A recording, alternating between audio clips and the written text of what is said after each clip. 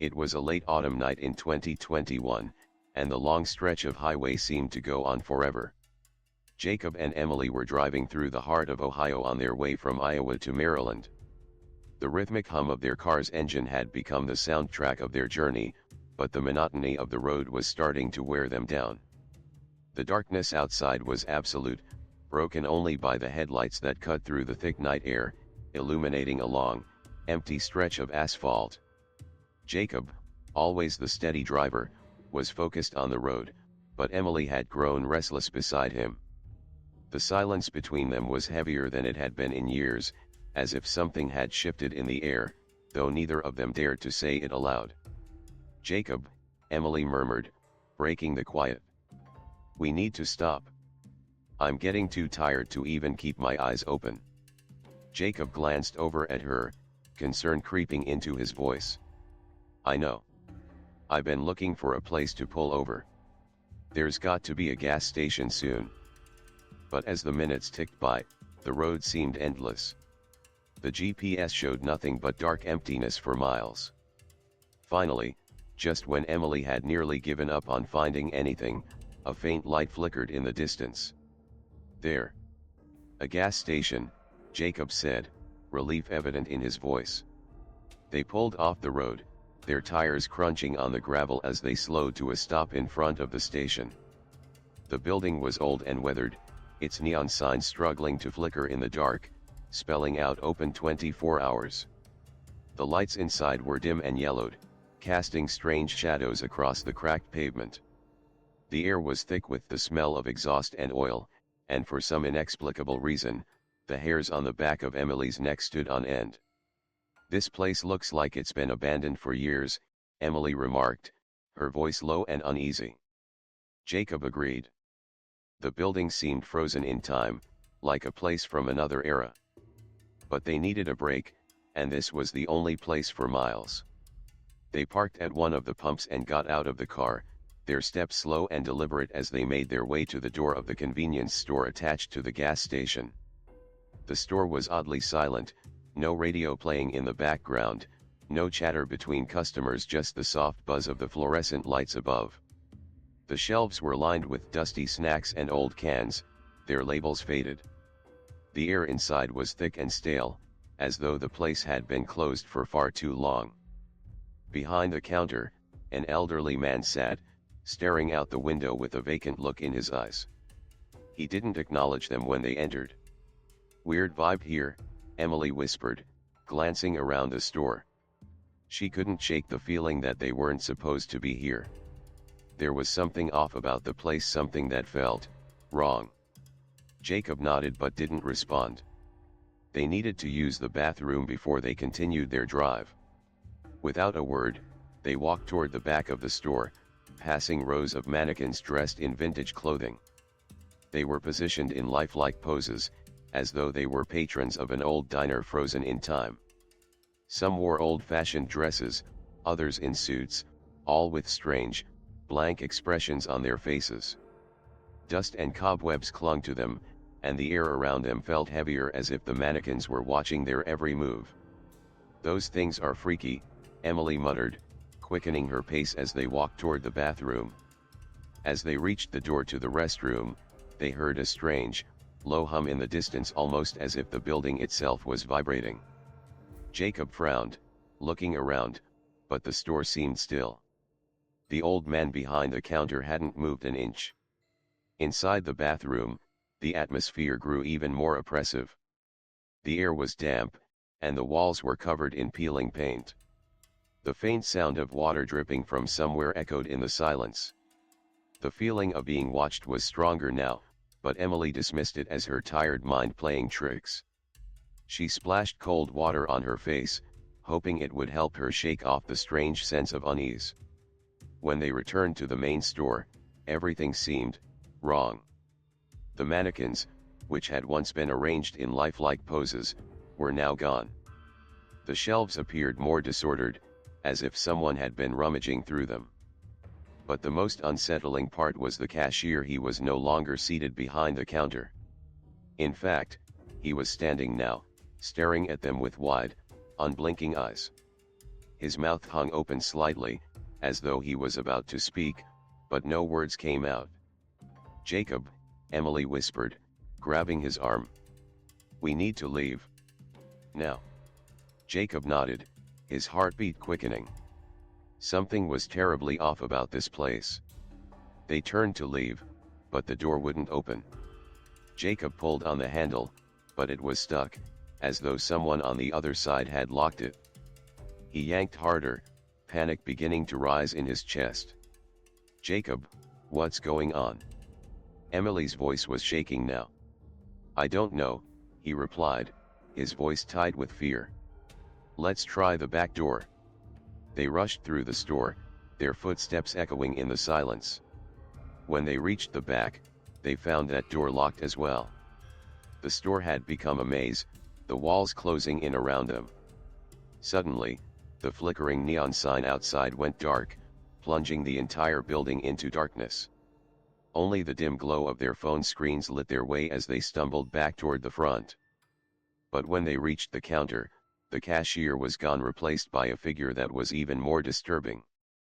The figure was tall and thin, its limbs unnaturally long. It was dressed in a black suit, but its face was a featureless mask, smooth and white, with no eyes, no mouth, nothing. Just a blank, lifeless surface. It stood in front of the counter, blocking their path to the door. "Jacob!" Emily cried, her voice rising in fear. Jacob's mind raced. He had no idea what was happening, but there was no time to figure it out. He grabbed Emily's hand and pulled her toward the back of the store, determined to escape whatever this thing was. But as they rounded the corner, they found that the back door was gone. The hallway that had once led to the restrooms was now a solid wall, leaving them trapped. Where did the door go?" Emily whispered in disbelief. Jacob was breathing heavily now, his chest tight with panic. The hum in the building had grown louder, and there was a strange sound like a low, guttural growl coming from the walls themselves. And then, as if on cue, the mannequins reappeared, this time, standing in a circle around them. But these weren't the same mannequins they had seen before. These figures were more lifelike, their eyes glowing faintly in the dim light. They stood perfectly still, their smiles widening in unison. Emily screamed. And then, the lights went out completely. When they came back on, the mannequins were gone. The store had returned to its original, quiet state. The shelves were in perfect order, and the old man was back behind the counter, as though nothing had happened. But Emily and Jacob both knew better. "This isn't real," Jacob said, his voice hoarse. "None of this is real." Emily turned to him, her eyes wide with fear. "We have to get out of here, Jacob. We have to." But when they turned to leave, they found that the door had opened on its own, revealing only the vast emptiness of the night outside. The gas station was gone, vanished into the darkness as though it had never been there at all. They stood in the middle of the highway, the cold wind howling around them, but the gas station was no longer in sight. In the distance, the road stretched ahead, but everything felt wrong. The night was unnaturally quiet. The world had shifted, and they were no longer sure if they were awake or trapped in some kind of twisted dream. "Jacob, what just happened?" Emily whispered, her voice barely audible over the howling wind. Jacob didn't answer. Instead, he grabbed her hand, and without a word, they turned and began walking down the empty road, the sound of their footsteps the only thing that seemed real in a world that no longer made sense. It was a typical autumn evening in 2018. The sky had been overcast all day, a heavy blanket of clouds that seemed to weigh down the world. Natalie sat in the living room of her family's house, the dim glow of the TV casting shadows on the walls. Her parents had left for the weekend, and she was alone. At 17, it wasn't the first time she'd been left at home, but tonight, something about the stillness felt different. The house was too quiet, and the usual comfort of solitude had begun to feel oppressive. Her plans to meet up with friends had fallen apart. Her best friend, Sarah, had to cancel last minute, and the others were busy with their own things. Natalie, trying to shake off the mounting boredom, scrolled through her phone, aimlessly swiping through social media and feeling disconnected from everything. The silence in the house seemed to magnify her feelings of loneliness. With a sigh, Natalie glanced out the window. The street lights flickered, casting long shadows across the empty road. The night was cool and still, and as she gazed at the darkened streets, she felt an unusual sense of unease. She shrugged it off. It was probably just her imagination playing tricks on her. She needed to get out of the house, even if only for a short while. A snack run would do. She grabbed her hoodie, pulled her messy hair into a quick bun, and headed out. The familiar, comforting sounds of the neighborhood faded as she walked toward the gas station at the corner, just a few blocks away.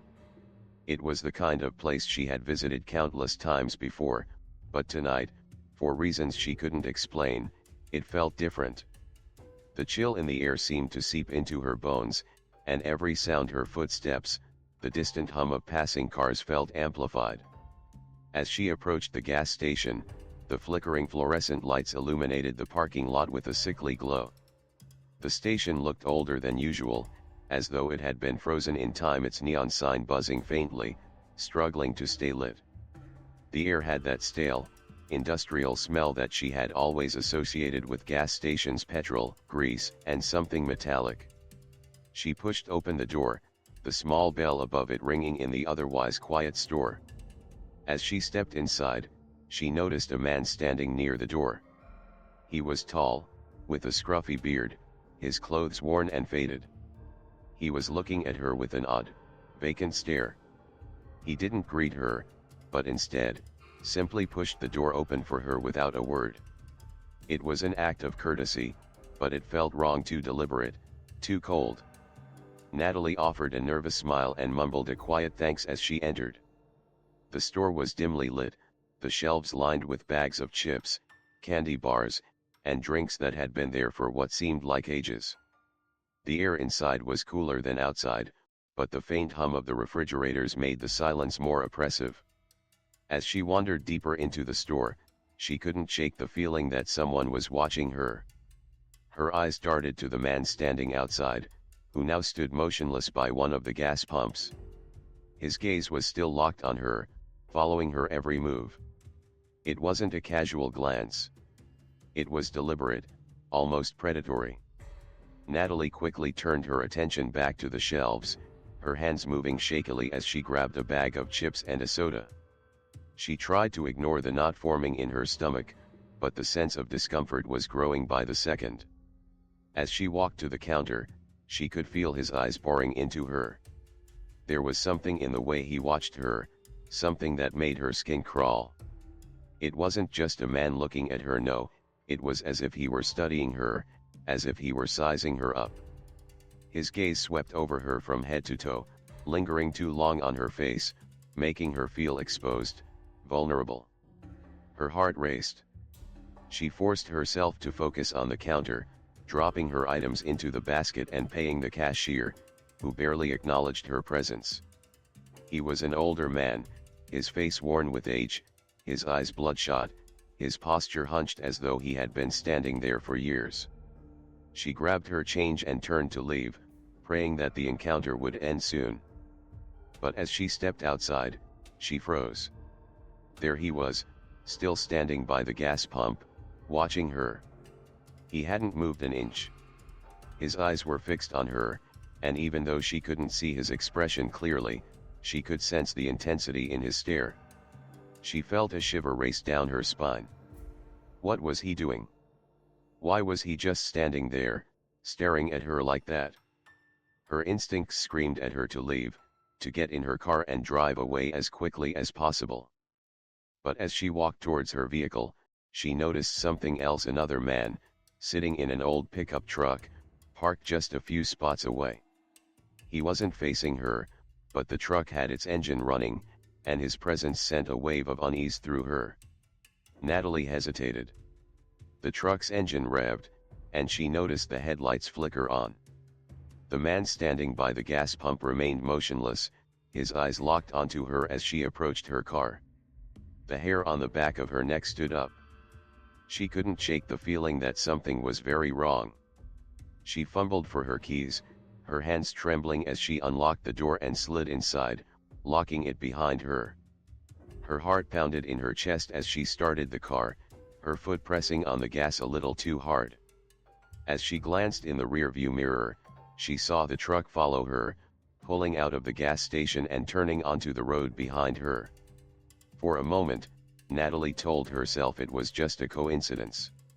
The truck had probably been heading in the same direction. But the truck wasn't pulling away. It was tailing her, staying just a few car lengths behind. Her breathing quickened as she made a right turn, hoping to shake them off. But the truck mirrored her every move. Her hands gripped the steering wheel, her pulse racing. What did they want? Why were they following her? She tried to stay calm, telling herself that maybe they were just heading in the same direction, but the truck was too close for comfort. It was as if they were hurting her, pushing her to make a decision. She couldn't take it anymore. She fumbled for her phone, dialing her older brother, Luke. "Luke," she gasped, her voice trembling. "I think I'm being followed. Two guys there in a truck, and they're right behind me. I don't know what to do. Where are you?" Luke's voice was calm, but the concern was clear. "Where are you, Natalie?" "I'm on Oak Street, near the park. I can't shake them, they're following me. I don't know what they want." "Stay calm. I'll be there in 5 minutes," Luke said. "Do not stop. Keep driving." Natalie's heart raced as she accelerated, trying to lose the truck. But they were still there, too close for comfort, and every turn she made, the truck followed. Her mind raced with worst-case scenarios. What if they were trying to force her off the road? What if they planned to hurt her? The sound of Luke's voice was a lifeline. "Just keep driving, Nat. I'm almost there." The truck was so close now, Natalie could almost feel the heat of the engine against her back. She turned onto a side street, praying to God that she could lose them in the maze of narrow roads. But the truck stayed with her, never more than a few feet behind. Just as panic set in, she saw Luke's car appear up ahead, its headlights cutting through the darkness. He was waiting for her at the end of the street, his car idling in the middle of the road, blocking the truck's path. The two men in the truck saw Luke and immediately swerved away, speeding off down a side road. Natalie could see their tail lights disappear into the night, their presence fading into the darkness. Her entire body trembled as she pulled up beside her brother's car. "You're safe," Luke said, his voice calm but firm. He looked at her, his expression serious. "They won't bother you again." Natalie got out of the car, her knees weak beneath her. The fear that had been clawing at her inside slowly began to dissipate, but the horror of what had just happened lingered in her mind. As she stood by her brother's car, she looked back toward the road where the truck had vanished. Her heart still hammered in her chest. She would never forget the feeling of being hunted, the sensation that something dark and sinister had been watching her from the moment she stepped into that gas station.